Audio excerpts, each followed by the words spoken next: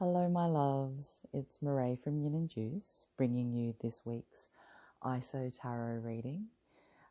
Before I get started, I just wanted to send love and light to all of you. I personally have struggled this week. It's been pretty intense energetically. But what I have found and what has worked for me is just to let the feelings flow. So when I need to cry, I cry. When I need to laugh, I laugh, making sure that I have some structure in my day. So for the days that I'm not necessarily working to a work structure, making sure that I'm still meditating, journaling, getting out for a walk, calling friends, whatever it is that can keep me in some sort of routine. And I found that that's really helped. There's been some days that have been better than others, I'm not going to lie, but it's certainly worth thinking about if you're struggling as to how maybe you can incorporate more of these practices into your day to just give you a little bit more structure and a little bit more grounding. And I hope it works for you. So without further ado, let's crack on with this week's ISO Tarot. So the theme for this week's ISO Tarot is Eight of Swords. Not surprised. So Eight of Swords is all about being a prisoner to our thoughts. It's about overthinking. It's about ruminating. It's about getting things stuck on a loop and not being able to necessarily let it go because, well, hey, guess what? We've got nothing but time to sit with our thoughts. And as I was saying in the intro, it's probably not a bad idea to up the routine stuff, right? Because if we're journaling, if we're exercising, if we're catching up with friends, if we're doing all those things that we can do to incorporate into our day to break it up, we're less likely going to sit in this Eight of Swords energy. So for some of us, we're actually really stuck in the loop around being a prisoner to our thoughts, in the sense that, you know, there's something that we want to reveal or need to reveal, but it's actually to ourselves. It's not to someone else. To me, this is a denial card as well. This is really about not facing or not seeing what is there and leaning into a bit of a victim mentality. Look, I don't blame anyone right now because we all feel like victims of our circumstances. There's nothing wrong with that. But if we steep too much in that energy, then we're going to be sympathy seeking and sort of using it as a toxic way of engaging when we're stuck in victim mode, when it's sort of like, why is this happening to me? Or, you know, this isn't fair. And those thoughts are normal. But if we get stuck in that loop, then we're just perpetuating the issue. We're not actually looking for a way out. You can see, you know, the ties that bind this woman here aren't actually very tight. And she's actually not as surrounded as she thinks she is by these swords. So it's about how do we loosen the binds and loosen our propensity for overthinking and for ruminating to free ourselves. This is very much a card about finding the empowerment to free yourself. It's a pathway to freedom. So that's the theme that we're working with this week. Not surprised. So if we're looking at what sort of our current mindset, Six of Swords, transitions, moving on. I think for a lot of us, we're thinking, when is this going to end? When's the sort of like end date, the due date for all of this? I think if all of our expectations were being managed, if someone said to you magically, oh, it's going to be 12 weeks, you'd be like, cool, I'm going to work with 12 weeks and work backwards from there. I'm going to get a little sticker chart and I'm going to cross things off a calendar. But when things seem like there's a never ending sort of sea of shit, let's be honest, because every other day it's another thing, we can really be focused on sort of what to next or where to next. And the Six of Swords for me, you know, you've got a couple of swords already, which makes sense. We're all up in our heads right now, right? We're all up in our heads. And for me, one of the best antidotes to being all up in our heads is actually getting back into our body. So it'd be interesting to see if some pentacles show up in this reading, but immediately I'm seeing that our current mindset is focusing very much on the transition, the future, the moving beyond. That is a healthy mindset to be in because that's also about freedom, right? That's freeing us from our binds. But at the same time, we've got to make sure we're staying present in the present moment.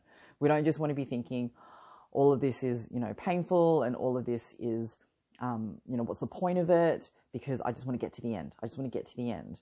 So don't fall into that trap. Right? It's good to have something to look forward to and to pray for a better tomorrow.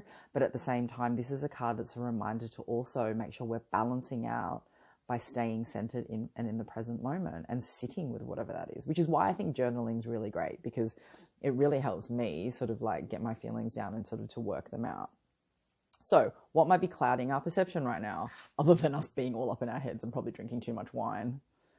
Temperance.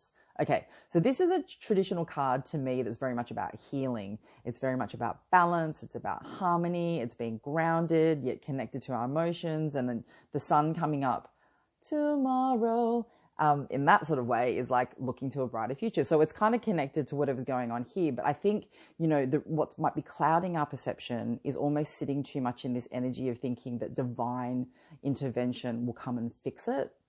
And whilst we should be working with the divine, because I think when we work with the universe and when we're in flow in the universe, it's called co-creation. It's not just them that does it to us. It's not being done to us. The universe doesn't do things to us.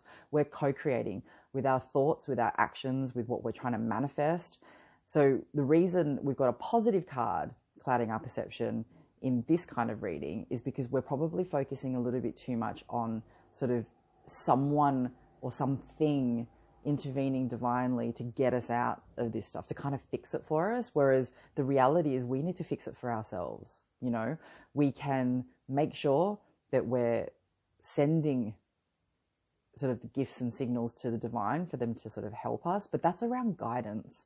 I normally find when we're co-creating with the universe, they give us signs and synchronicities, but it's really very much about guidance. Our free will and our ability to enact our free will is the most powerful force on the planet. So rather than just only looking for signs or symbols or, for someone to give you a clue, it's okay to trust yourself, right? The universe has put you on this path, whatever this looks like for you, whatever ISO looks like for you right now. They put you on this path because there's some shit that you need to deal with, right? And they're not going to intervene, right? They already have on a global scale. So there's no need to look too much into, ironically, don't seek out too many tarot readings. Don't, look for, signs from spirit too much. It's fine to be connected, but not to stay too much in that energy, and trust yourself. Trust yourself this week. So what's our internal influence right now? The Emperor. So this is very much about structure, stability, having your shit together, and being very sort of secure and stable. So internal influences are, what are the things that I can do to feel this energy, to sit in this Emperor energy, right? To have my shit together at a time where I clearly don't really have all the resources to have my shit together, okay?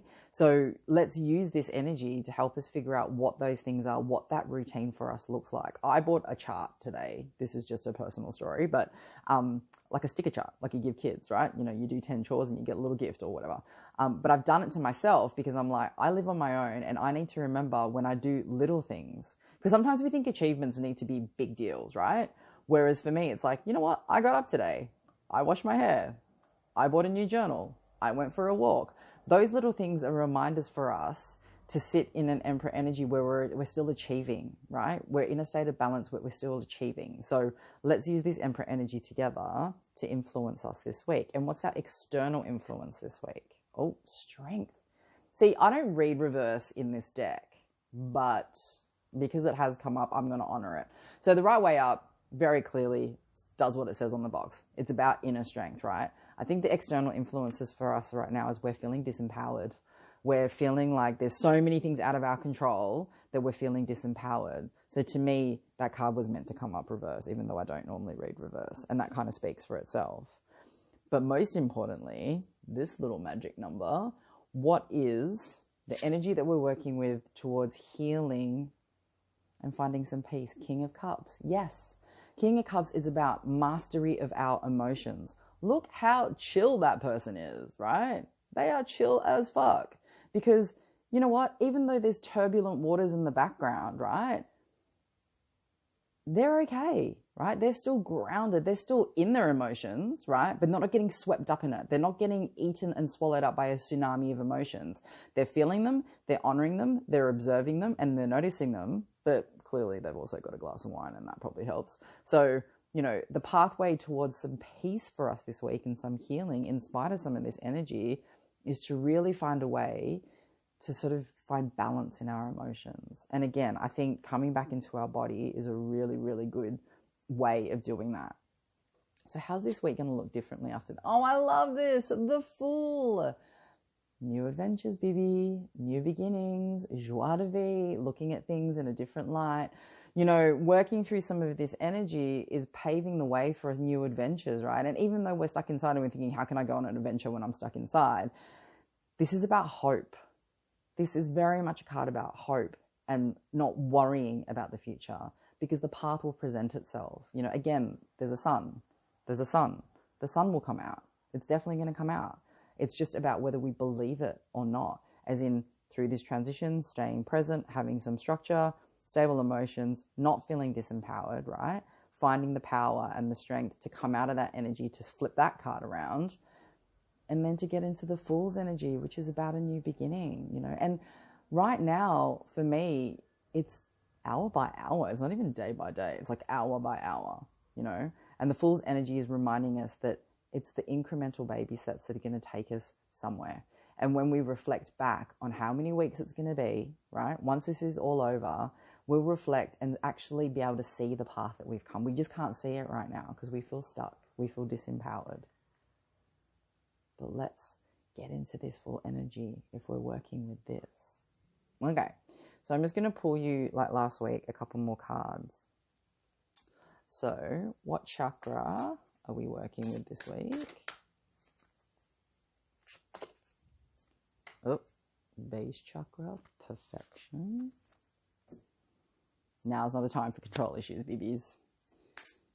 And then botanical inspirations. False indigo, immersion and intuition. And then just a bit of rebel deck action, because I feel like sometimes things can be a little bit serious and we just need to get our lives into a little bit of a happier space. Stop obsessing. Ding, ding, ding. The counterpart to this card. What does it say? You are not the fucking center of the universe. I mean, look, why did I even bother doing this reading? I could have just picked that card and it pretty much sums up what I'm trying to say in a lot less time and with a lot less words than I've chosen. Anyway, sorry, I'm just getting a bit delirious because I've been stuck inside too long myself. But yeah, look, we're working with base chakra action right now. Now is not the time for perfection, guys. Now is not the time. Let's find stability that's going to help us balance out our base chakra, right? Perfect is the enemy of good. So let's just do the 80-20, right? 80-20 rule. And what have we got here? When you reach the end of what you should know, you'll be at the beginning of what you should sense. Exactly. Getting back into our bodies, right? Feeling, doing a bit of a body scan to sort of see if I'm feeling tension, if I'm feeling anxious, if I'm feeling all of those things. Where am I feeling it in my body? Where can I send my breath? Where can I use these practices that I have to help me get back into my body and out of my head, right? I mean, what more do I need to say? Nothing, really.